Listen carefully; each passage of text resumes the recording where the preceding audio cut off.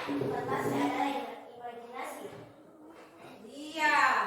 Jadi masih diingat pelajarannya kemarin. Kemudian ciri-ciri fantasi. Ciri-ciri fantasi silahkan. Kalau iya. Ciri-ciri fantasi yaitu imajinasi bukan kejadian nyata. Ceritanya dapat berupa hal yang gaib atau misterius. Cerita yang dibangun merupakan fantasi yang dimiliki penulis yang melampaui batas ruang dan waktu. 3. Tokoh pelaku dalam cerita fantasi memiliki kelebihan atau kesaktian dibandingkan yang lain. 4. Kejadiannya unik atau aneh dan misterius. 5. Ragam bahasa variatif, ekspresif, dan bukan bahasa normal. Iya. Kemarin kita belajar Timun Mas ya. Ceritanya, siapa yang masih ingat itu pemerannya Timun Mas? Miftah.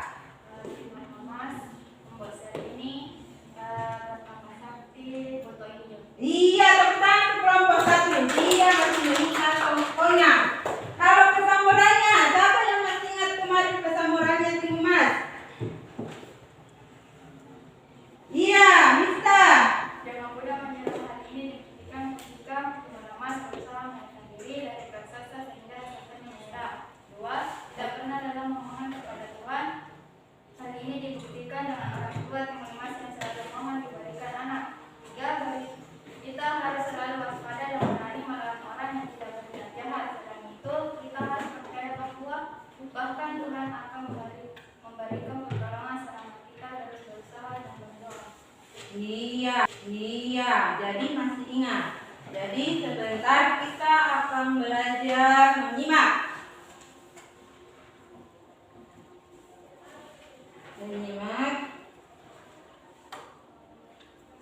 Videonya.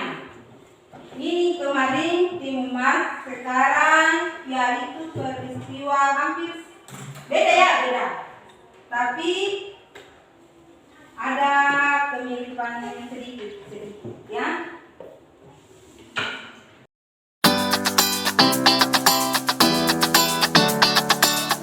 Kita ke materi.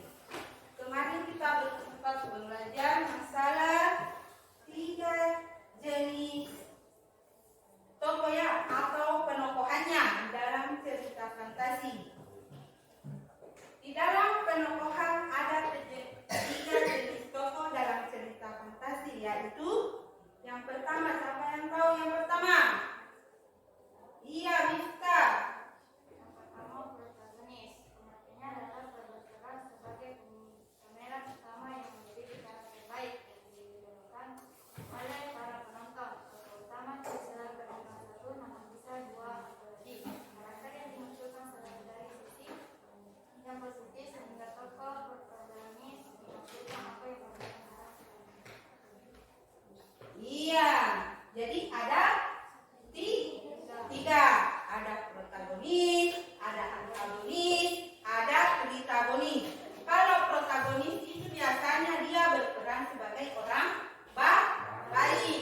Yang kedua itu yang antagonis adalah pemeran buruknya atau pemeran jahatnya.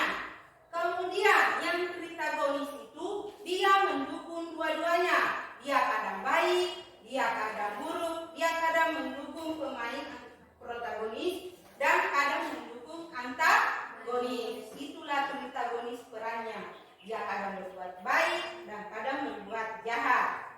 Saya mau lihat yang ketiga jenis itu sudah menjelaskan tadi. Kemudian diulangi kolom kedua. Yang pertama itu pemeran yang jenis pertama. Yang kedua, Antagonis pengertiannya adalah tokoh yang berperan sebagai penentang cerita. Biasanya tokoh dengan peran antagonis digambarkan dengan karakter yang jahat atau buruk. Kemunculan tokoh antagonis juga menjadi sumber permasalahan dan cerita. kalau kelompok 3 yang ketiga, tritagonis.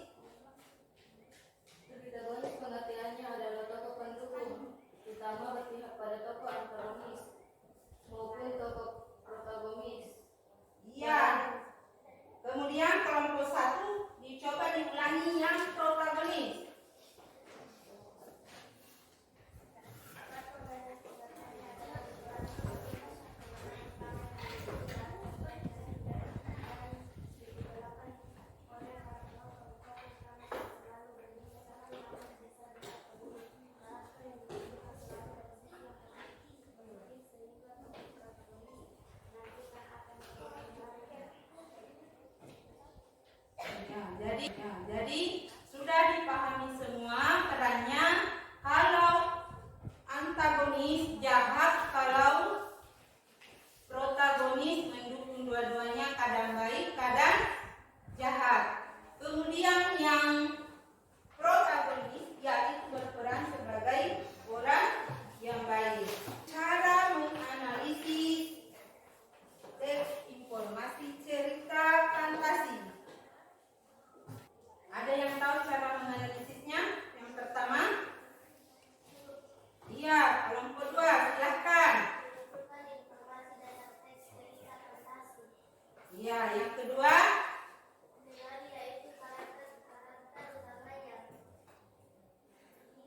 ketiga,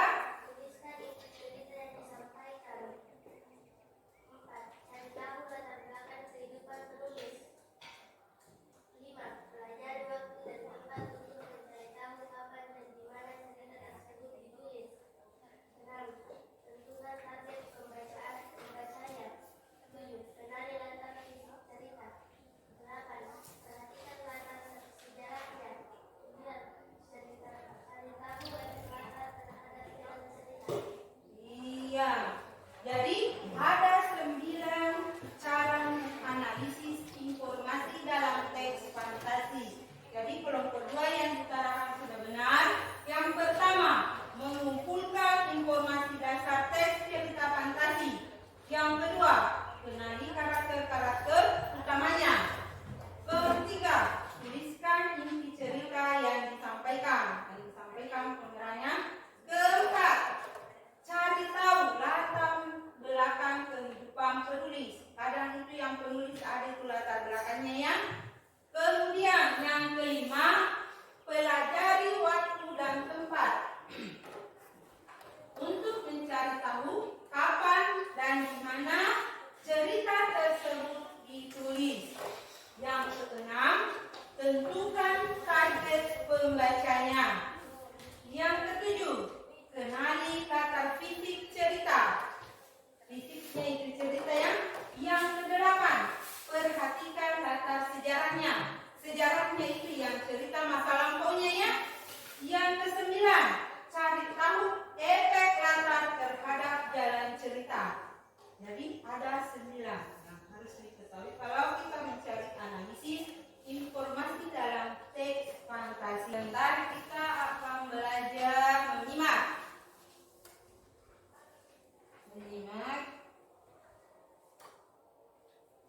videonya. Ini kemarin dimuat, sekarang yaitu peristiwa hampir beda ya, beda. Tapi ada kemiripannya sedikit ya. Ya, perhatikan ceritanya.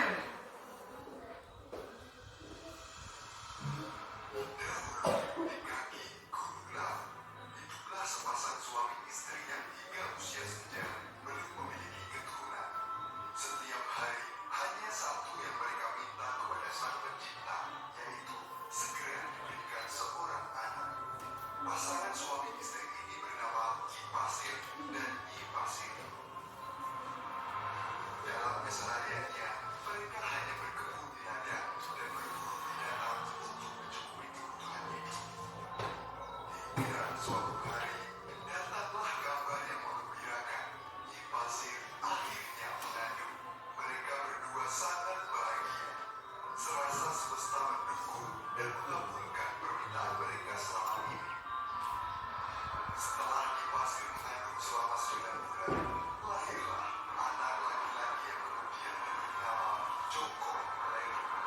Betapa sudah kebahagiaan mereka sebagai pasangan suami istri. Singkat cerita, Joko Lelu telah tumbuh menjadi seorang anak yang cerdas dan cekatan. Namun sayangnya, dia jarang berada di rumah. Joko Lelu suka berkelana ke berbagai tempat baru yang belum pernah dia datang. Joko Lelu juga mengolah ilmu kebatinan dengan bersemedi. Joko Lelu hanya sesekali mampir ke rumah, kemudian esok harinya dia pergi lagi, entah kemana. Kian hari itu Ki Pasir mulai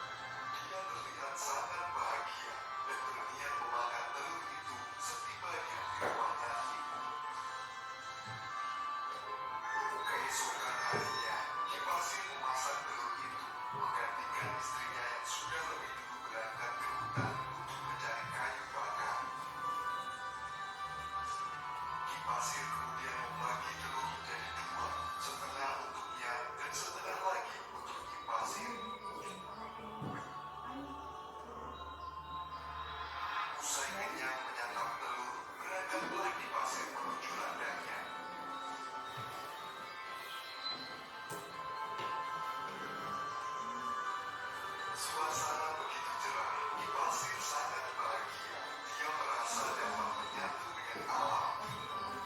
Alam pun seakan melukiskan keindahannya yang tak terbatas untuk Kipasir. Dia merasa tubuhnya menjadi lebih segar dan kuat, serasa puluhan tahun lebih muda dari sekarang. Tiba-tiba kepala Kipasir terasa sangat pening. Sekutu mulai gatal-gatal. Semakin Kipasir bergerak, semakin dia sudah dan dari bekas rekaman mengeluarkan air yang panas. Kipasir pun lari dan segera mencari mata air terdekat untuk berendam agar panas dan gatal tubuhnya meredah. Dia boleh berubah, sehingga terlihat seperti sisik yang meredah, menyeramkan dan menakutkan. Setelah menemukan mata air, dia segera berlari dan merendam tubuhnya di sana.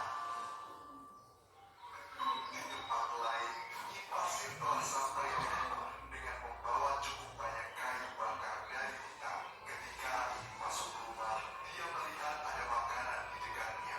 Dia pun akhirnya memakan separuh telur itu. Sesaat setelah makan, Kipasir mengalami hal yang sama. Tubuhnya gatal dan panas.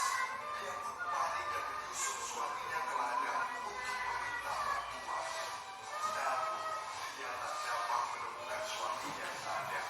Kipasir berusaha memanggil Kipasir, akan tetapi tidak ada jawaban.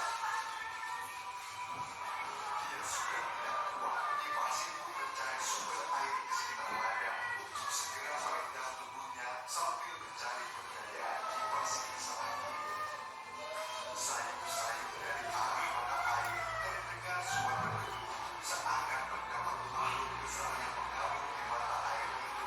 Kipasir penasaran dan mencoba melihatnya dari balik sepatu. Kipasir terkejut bahwa tenaga raksasa yang dalam mata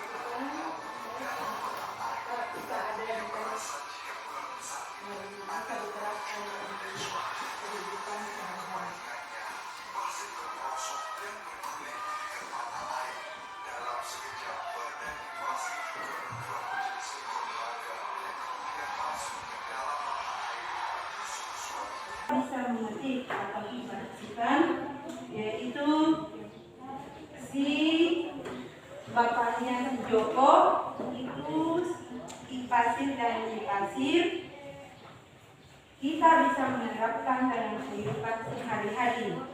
Seharusnya kalau kita sudah capek dalam bekerja, kita seharusnya sebagai orang tua tidak perlu memforsir tenaga untuk pergi bekerja.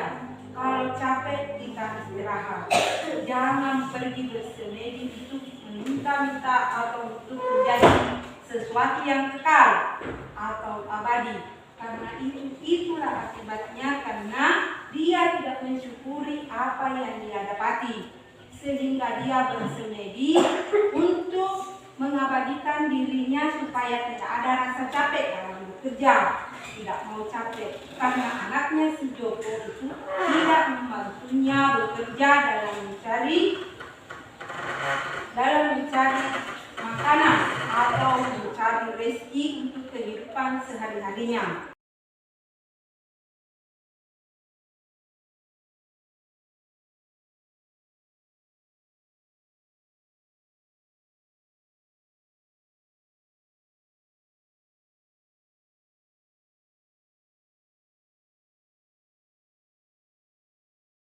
Sekarang kita bekerja LKPD-nya.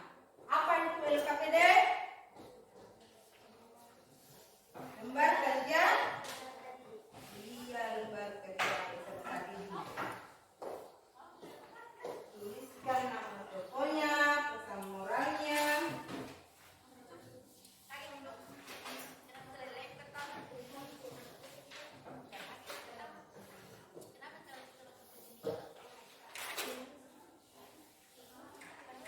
Per orang.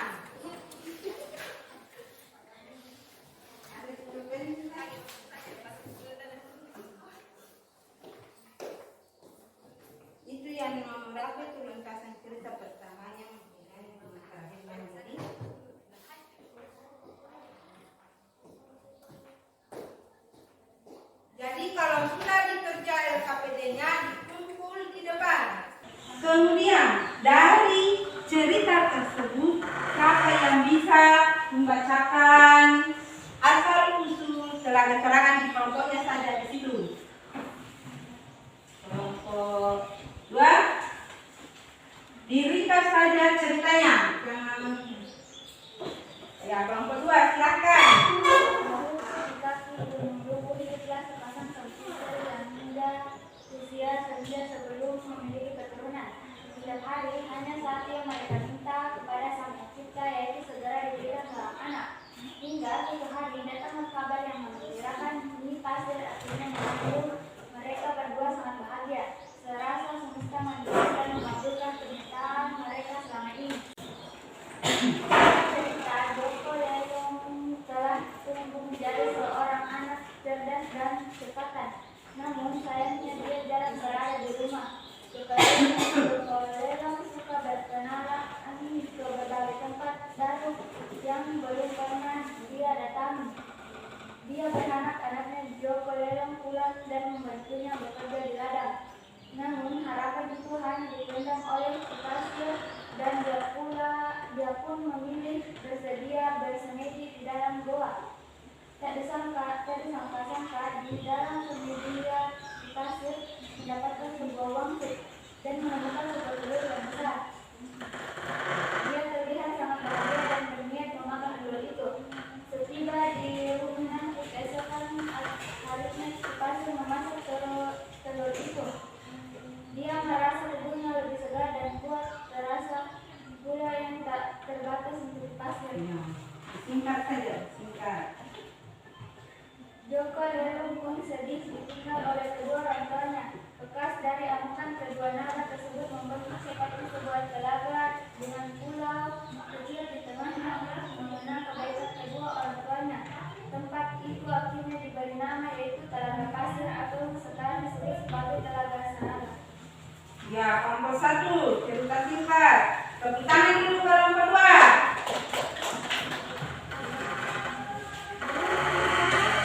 Ya, kelompok 3 tepuk tangan dulu kelompok 1. Dia pun akhirnya memakan seorang telur. Sesaat setelah memakan, pasir mengalami hal yang sama, tubuhnya gatal dan panas. Dia pun panik dan menyusul sambilnya ke ladang meminta bantuan.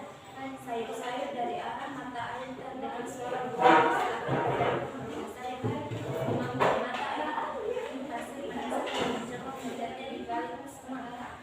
Dia juga tidak terima jika menunggu cintaku. Pasir merasa jika saat ini alam semesta telah membentuknya. Dia pun mengajak naga yang di pasir untuk menenggelamkan gunung itu dengan cara yang membuat pusaran air yang besar.